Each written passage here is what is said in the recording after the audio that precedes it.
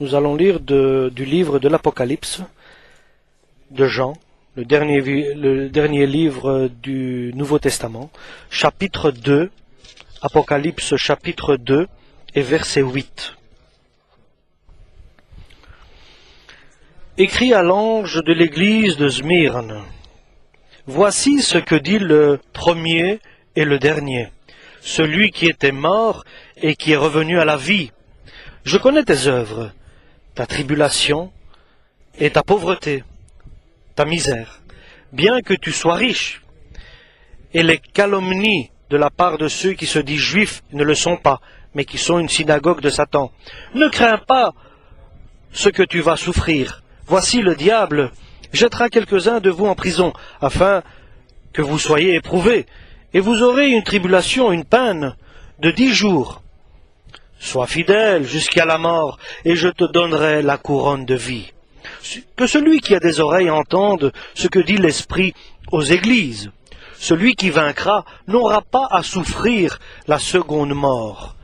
Amen. Une église de Smyrne qui est bénie. Un pasteur que nous pensons que c'était Polycarpe, qui a été mis à l'épreuve et qui est mort par des animaux sauvages. Et nous savons que ce que Dieu écrit pour les églises ici dans l'Apocalypse, c'est pour nous tous, c'est pour chaque moment et précisément pour des moments comme maintenant que nous traversons.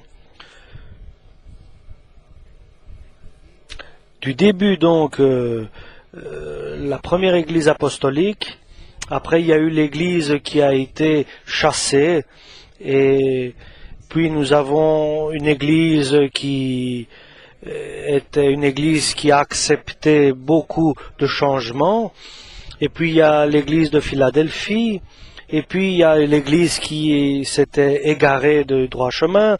Donc notre thème aujourd'hui c'est que la parole de Dieu nous s'adresse à nous. Aujourd'hui nous allons penser et nous tenir devant Dieu, comme l'église de Smyrne, parce que nous avons beaucoup de points communs avec cette église-là. Donc notre Seigneur, il envoie à son ange, et son ange pour nous c'est le pasteur de l'église, et par le pasteur se transmet cette parole. Et la parole est révélée à cette église de Smyrne. Donc, comme il se présente comme le premier et le dernier, comme tout est en lui, il n'y a rien qui est en dehors. Lui, il est le premier et le dernier, donc il n'y a rien d'autre qui est en dehors de Jésus. Il n'y a rien qui est inconnu à lui. Tout est connu. Il est le premier, mais il est aussi le dernier. Et nous sommes quelque part entre là. Dans sa volonté, bien sûr, nous sommes. Et il a aussi une autre caractéristique. Il est celui qui est mort et qui a été ressuscité. S'il ne mourait pas, il n'y aurait pas eu de résurrection. Mais il est mort. Il n'est pas mort comme il le voulait lui-même, l'homme Jésus-Christ de Nazareth, mais il est mort comme de désirer celui qui l'a envoyé, celui qui l'a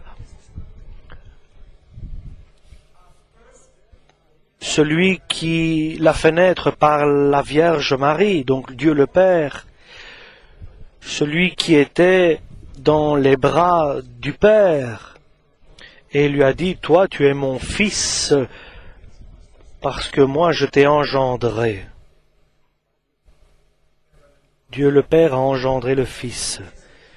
Il existait avant sa naissance par la Vierge Marie. Et Dieu, après la mort de Jésus, Dieu l'a ressuscité avec sa toute puissance par le Saint-Esprit, il a ressuscité Jésus-Christ. Non seulement il a ressuscité Jésus-Christ, Dieu le Père, par le Saint-Esprit, mais il l'a établi au-dessus de toute autorité et puissance. Et il l'a établi au-dessus de tout nom qui est appelé dans ce siècle-ci, mais dans le siècle à venir aussi. Et en plus, il a soumis tout à ses pieds. Et il a établi la tête de toute l'Église, l'Église qui est le corps du Christ.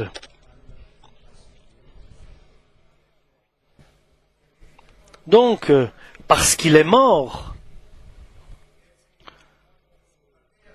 comme le Père le voulait, c'est pour cela qu'il a été ressuscité, il est vivant aujourd'hui et il vit pour l'éternité, pour les siècles des siècles. Et donc, avec assurance, il a dit, « Il m'a été donné tout pouvoir dans le ciel et sur la terre. » Donc lui, notre Seigneur Jésus-Christ, il a envoyé cette lettre, cette épître, à cette église de Smyrne, cette révélation à cette église de Smyrne, en lui disant que moi, je connais toutes tes œuvres. Je connais tes œuvres, l'œuvre de chacun de nous. Il connaît l'œuvre de chacun. Il connaît tout. Il sait tout. Il connaît tes pensées, tes volontés, tes désirs, tes efforts, tes prières et tes recherches et ta crainte et tes peurs et tes épreuves que tu traverses. Il sait tout. Rien n'est en dehors de ma connaissance. Tout est là. Rien n'est en dehors de moi. Les murs de ta vie, les chemins de ta vie sont écrits dans mes mains. Les sentiers de ta vie sont inscrits dans mes paumes de ma main.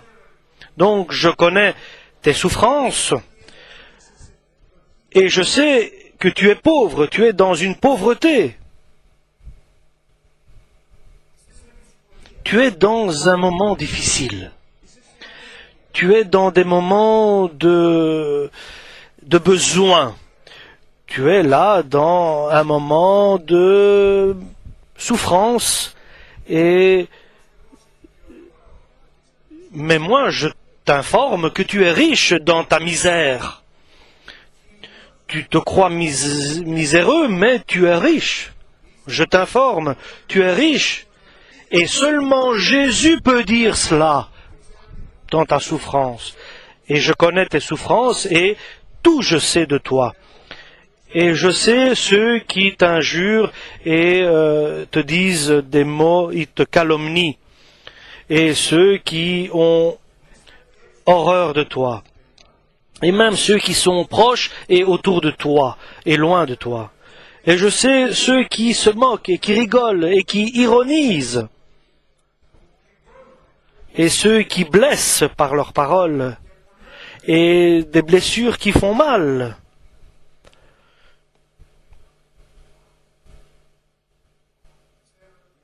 Et je sais que eux disent qu'ils sont des enfants de Dieu.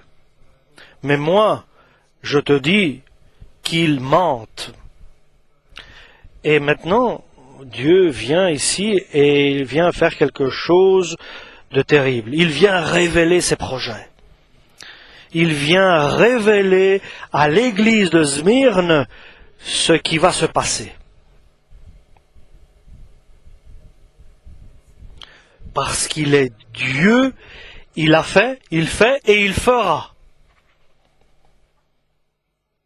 N'aie pas peur, dit-il. N'aie pas peur de ce que tu vas traverser. N'aie pas peur. N'aie pas la crainte. Ne sois pas craintif parce que moi, je permets ces événements-là, dit Jésus-Christ. N'aie pas peur de ce qui va arriver devant toi. N'aie pas peur de ce que tu vas subir.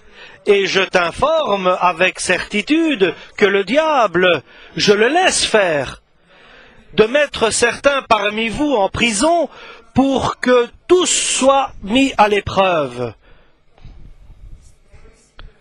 C'est un manque de liberté, nous savons, la prison. Et là, bien sûr, on ne fait pas ce qu'on veut, parce qu'on est en prison, on est restreint dans sa liberté. Et je ne mange pas ce que je veux, mais ce qu'on me donne. Et je ne dors pas où je veux, mais là où on m'ordonne de dormir. Et encore, je ne pense pas à ce que je veux. La prison est quelque chose de difficile et de dur lorsque le diable permet que certains aillent en prison. Et Dieu laisse faire pour les épreuves soient mis tous à l'épreuve. C'est un moment de douleur et de souffrance, difficile à traverser. Ce n'est pas que Dieu est mauvais ou méchant ou injuste, mais il le fait avec un projet bien défini. Et la première, c'est pour que tu sois mis à l'épreuve dans cet événement. Dans la souffrance de l'autre, fais attention. Toi, tu es mis à l'épreuve par la souffrance de l'autre. Dans la prison que l'autre est, toi, tu es mis à l'épreuve.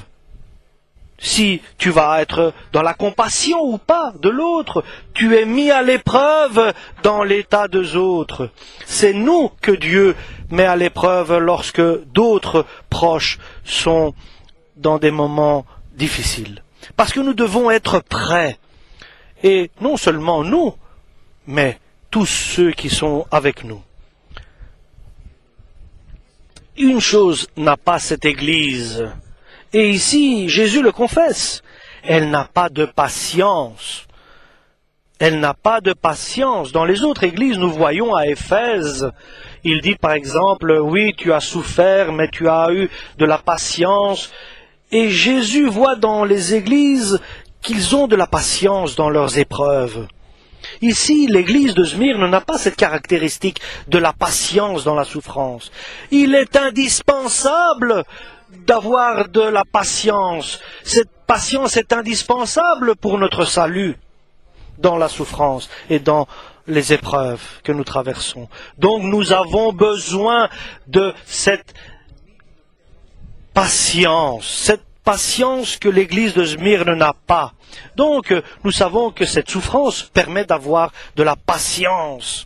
En traversant des souffrances, nous apprenons à être patients. Et c'est difficile. Ce moment est douloureux à traverser. Pour 10 jours, dit Jésus-Christ. Et bien sûr, 10 jours, ce n'est pas facile à traverser, 10 jours en prison.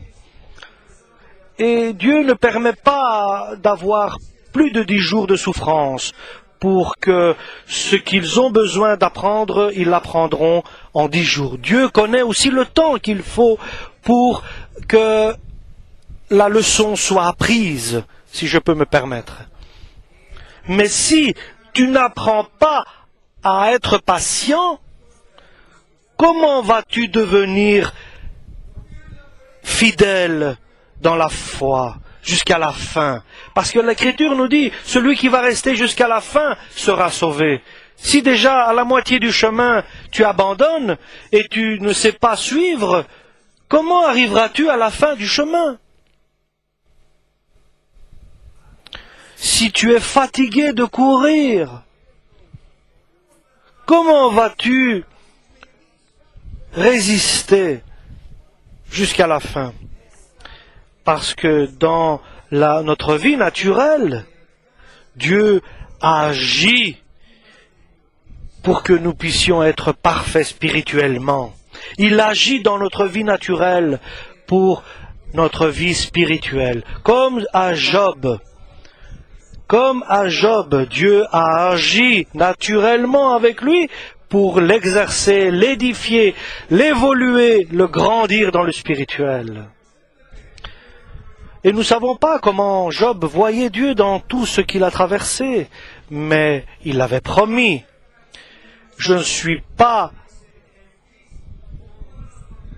content de toi, Job, parce que tu es parfait, de tous tes contemporains. Je ne suis pas satisfait de toi simplement comme cela, mais je veux que tu sois encore plus grand spirituellement, que tu me regardes avec tes yeux. Et ici nous avons une question. Veux-tu que Dieu te fasse, que tu le regardes avec tes yeux?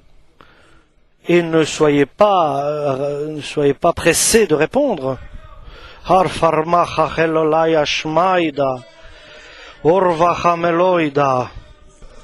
Oui, moi j'ouvre les yeux de chacun pour que vous puissiez contempler ma gloire et ma force de résurrection, nous dit Jésus-Christ, le Dieu éternel. Alléluia. Urfrmaya shachechalelaid, avrai maidosain devoye chavadanaya. Oh, alléluia. Alléluia. Nous te remercions, Seigneur. Voyez certains frères. Regardez, frères. C'est une décision qui est de la part de Dieu. Ce n'est pas nécessaire de rechercher quelque chose. Le projet de Dieu est décidé. Dans les derniers temps, il ouvrira les yeux des aveugles. Ils verront ceux qui sont aveugles.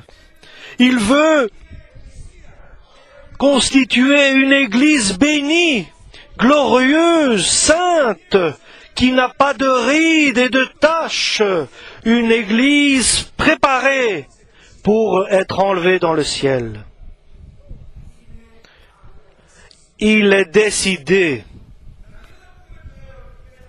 Et nous n'écouterons pas seulement de nos oreilles la parole de Dieu, mais nous la verrons aussi avec nos yeux.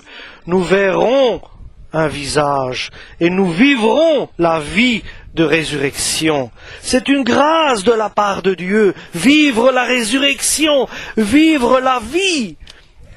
Alléluia. Mais comme nous fait Dieu a pitié de nous, et souvent nous mettons Dieu dans une tentation, ainsi Dieu nous met aussi dans une tentation, dans une épreuve, parce qu'il est écrit, et l'écriture ne peut pas être changée. Celui qui ne fait pas, qui n'a pas pitié des autres, le jugement contre lui sera sans pitié. Celui qui ne fait pas pitié aux autres, qui n'a pas pitié des autres, le jugement contre lui sera sans pitié. 10 jours, vous aurez une souffrance pour que votre patience soit élevée, soit grandie dans ces moments, par ces moments. Et Dieu désire que toute l'église de Smyrne soit évolue en bénédiction, évolue en spiritualité, évolue et grandit spirituellement. Et Dieu permet ces événements. Et si nous comprenons cet événement, qu'il est favorable, il est bon pour notre intérêt, nous devons avoir de la patience dans les souffrances et dans les épreuves et dans les douleurs que nous traversons. Nous devons avoir de la patience dans chaque chose qui nous arrive, dans chaque chose imprévue qui vient, dans chaque moment qui arrive. Mais Dieu le permet. Dieu permet cet événement. Et en ayant de la patience, nous aurons alors une œuvre parfaite en nous. Nous serons prêts. Nous pourrons être prêts. Et bien sûr, tout commence par l'humilité. Tout commence par l'humilité. Soyons humbles devant Dieu. Et devant cela, il y a tout ce que Dieu a préparé, tout ce que Dieu a mis dans son évangile, dans sa parole évangélique, dans cette bonne parole, dans cette bonne annonce de la parole. Donc deviens fidèle jusqu'à la mort, nous dit Jésus ici, par cette église de Smyrne. Sois fidèle jusqu'à la fin de ta vie. Sois patient jusqu'à la fin de ta vie. Jusqu'au jour où Jésus viendra prendre son Église. Jusqu'au jour où il viendra, nous serons patients. Même si nous traversons des épreuves, des souffrances et des épreuves dans la prison, tout est pour nous, pour que nous puissions être patients. Et n'abandonnons pas, ne laissons pas celui qui passe des moments difficiles, qui traverse des moments difficiles. Et comme Job disait, aidez-moi, ayez pitié de moi. Ayez pitié de moi, criait Job. Ayez de la compassion pour moi, disait Job. Nous avons besoin, chers frères et sœurs, de la patience jusqu'à la fin, jusqu'au but. Et alors, te sera donnée la couronne de vie.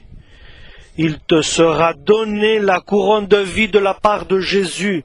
C'est pour cela, aujourd'hui, celui qui a des oreilles, qu'il les utilise et qu'il comprenne ce que dit l'Esprit de Dieu à l'Église et à chacun de nous.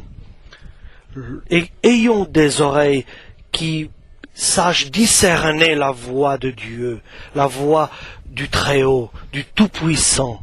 Et ainsi nous allons être vainqueurs et gagner ce combat. Oui, l'œuvre continue, c'est un combat que nous avons à faire dans des efforts que nous avons à accomplir. Nous sommes tous des enfants de Dieu. Nous sommes des enfants appelés par Dieu. Nous sommes des enfants de Dieu dans sa présence. C'est un combat et un effort quotidien. Dans la prière, dans le jeûne, donc ne rien manger, ne rien boire pendant un jour et en prière, c'est un combat, c'est un effort sans arrêt. Et c'est un combat difficile, dur. Et notre Seigneur nous le décrit. Tu dois abandonner ta propre personne et me suivre. Tu dois abandonner tes pensées, tes opinions, tes avis, tes volontés, tes désirs, et me suivre. Et abandonner aussi tes amertumes, tes craintes et tes peurs et tes espérances et tout ce que tu voudrais faire. Tu dois abandonner ta personne, te libérer, te vider et suivre Jésus-Christ. Alléluia! Et alors, seulement alors, tu pourras suivre Jésus-Christ. Tu pourras alors suivre le Christ, le Fils du Dieu vivant. Et alors tu seras vainqueur. Et n'abandonne pas, ne sois pas découragé. Aie de la patience jusqu'à la mort, parce que celui qui va gagner et vaincre ne mourra pas à la deuxième mort, ne prendra pas part à la deuxième mort, qui est l'envoi dans l'enfer. Alléluia. Il est bon de nous souhaiter de bonnes choses. Nous devons nous souhaiter à nous tous d'être parmi